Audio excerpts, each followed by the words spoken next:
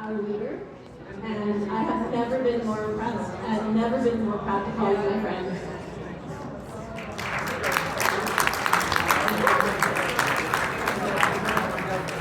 What are your pronouns? Well, good evening, everybody. It's, I gotta say, Jesus Murphy. I gotta follow Jenny Kwan and Gord Johns. Then I gotta make a speech at 8:30 when everybody's hungry, everybody's tired, so I'm not gonna speak very long. I will say this though, after the result of that first ballot, I think I'm gonna change my name to You.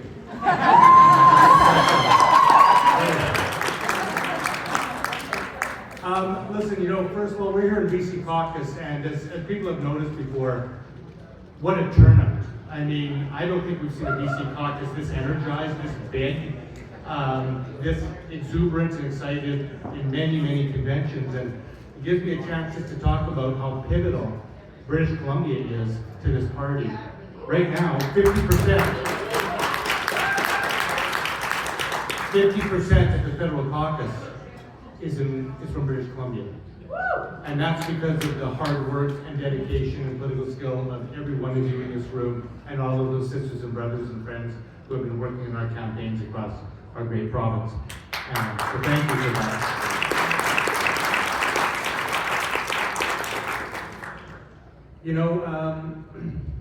I can talk pretty frankly here among friends.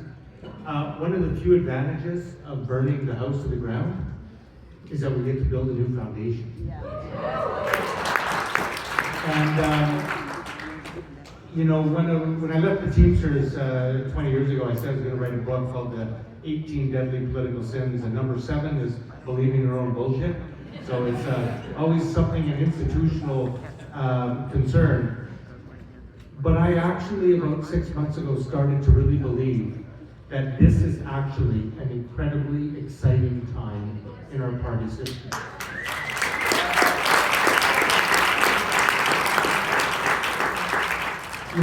We get that once in a lifetime maybe opportunity where we get to come into a party, examine everything, and envision and imagine and construct what a bold, strong, progressive national party looks like in this country.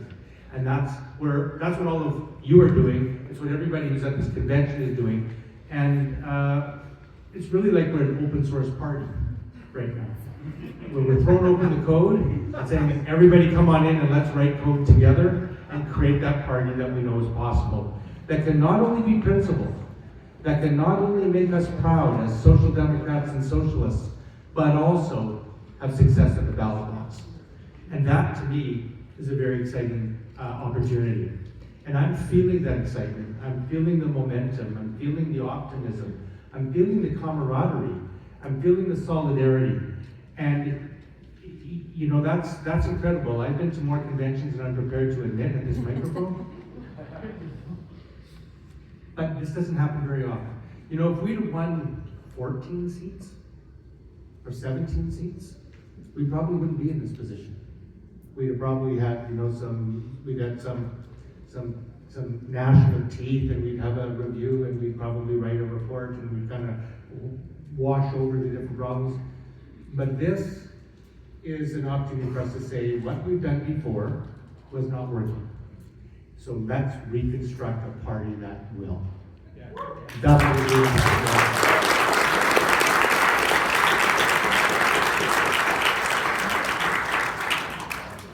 And we've been here before.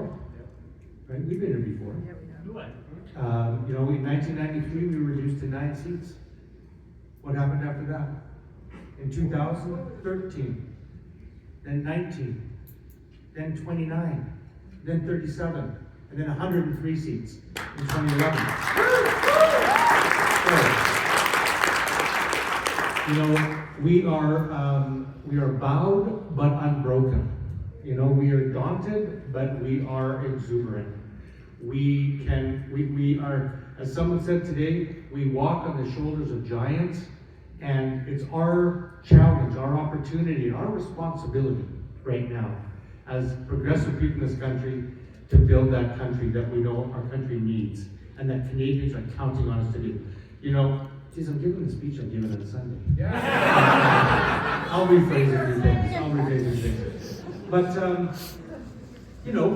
we have two conservative parties in the House of Commons. And I'm not being unfair, I'm not being partisan.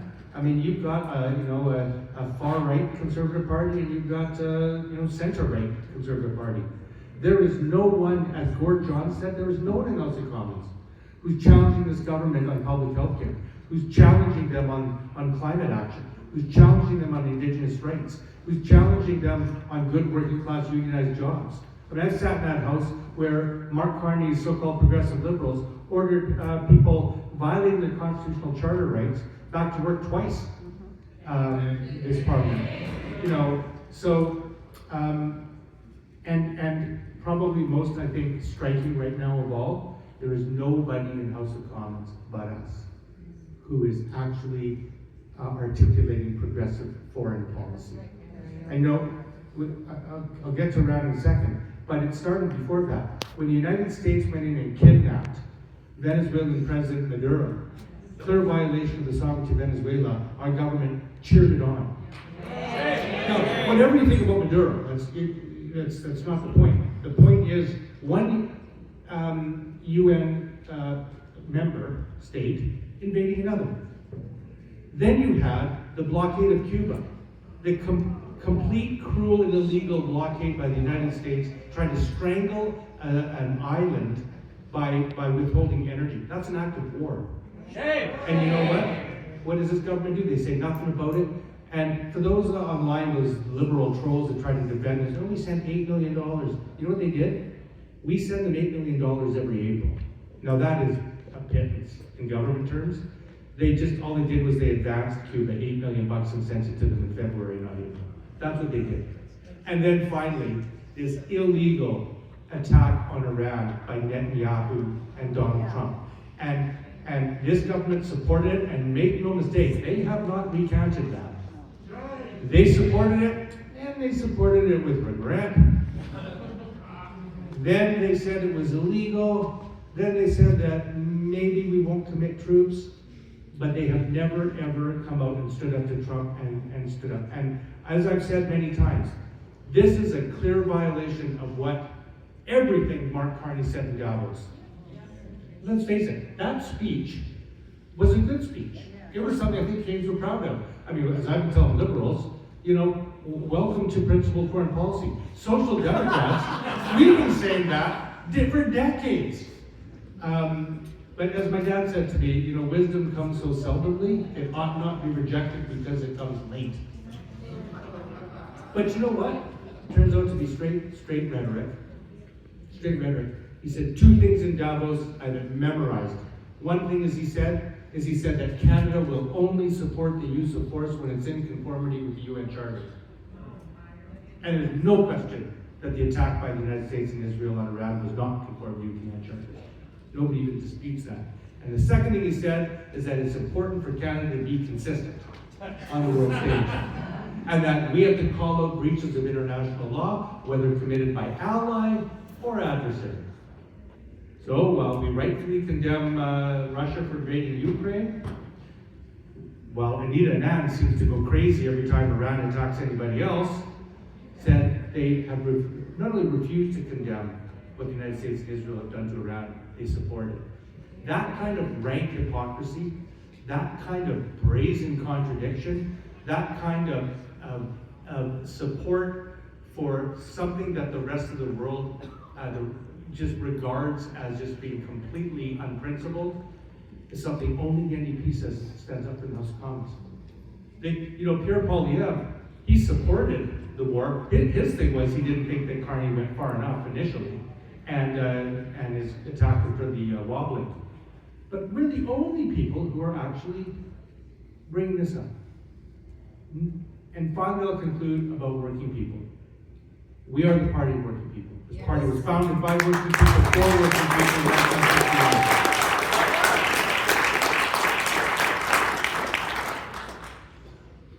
And I can tell you, we're the only people who are reconnecting with our labor roots, who are actually articulating and voicing and standing up for the real solutions that working people need. Pierre Poilievre is not really interested in building affordable housing.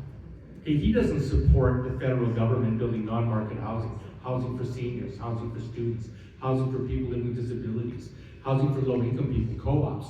He doesn't support any of that. Where's affordable housing supposed to come from? The private market? You know, Pierre Poilievre, I've sat at House of Commons. Libby's been there. She's seen it with some House of Commons before I. Have we ever seen the Conservatives ever really vote for trade union rights?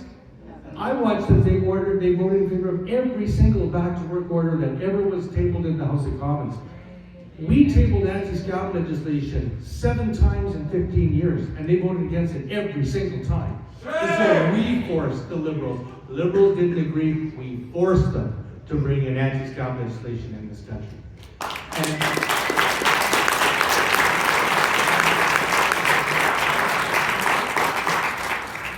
So, we have to recognize that somehow Pierre Poilievre has gotten into the minds of a fair number of blue-collar workers.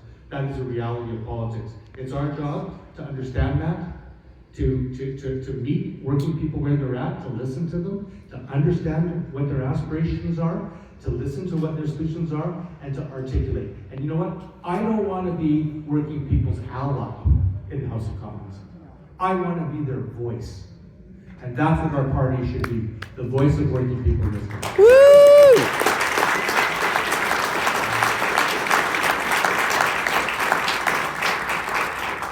When the person beside you starts shifting, that's time to wrap it up. So I'm going to wrap it up now. I didn't mean to actually give a speech or talk too much tonight. I just want to, end by saying how grateful I am to each and every one of you. I've had the privilege of serving this party for the last almost year, and I have been nurtured, I've been supported, I've been inspired every single day by the inherent humanity and dignity of the people across this country, and of most importantly of our members who have never lost faith. We've dusted ourselves off, we've bled a while, but you know what? We're rising again. And we are going to come back, mark my words. We're going to come back next Parliament stronger than ever. Official party status, absolutely. We're going to do better than that. We're going to come back and put dozens and dozens and dozens of people back in House of Commons. And we're not going to stop until we bring this country the first social democratic government in the history of